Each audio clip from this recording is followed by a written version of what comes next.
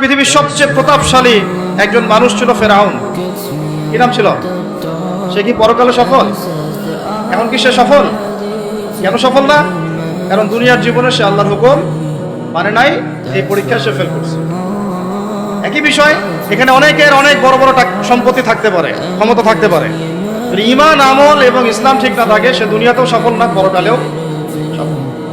এরকম অনেক কথা আল্লাহ কোরআনে বলেছেন। সত্যি কথা বলতে আমরা এই কোরআনের প্রতি সত্যিকার অর্থে শ্রদ্ধাশীল না। মুখে মুখে বলি আমরা কোরআন ফলো করি, কোরআন ভালোবাসি, কোরআনের জন্য জান দিব ইত্যাদি ইত্যাদি। অনেক সময় দেখা যায় কোরআন আমরা তেলাওয়াতও করতে পারি না। যে কিতাব তেলাওয়াতি করা শিখলাম না তার জন্য আপনি জীবন দিবেন?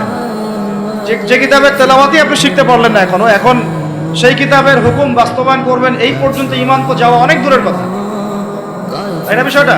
এর প্রতি ভক্তি শ্রদ্ধা তো আসবে না, কারণ তিলাওয়াতি তো এখন শিখছেন না, অনুবাদ করছেন না, আয়াতের অর্থগুলো জানছেন না।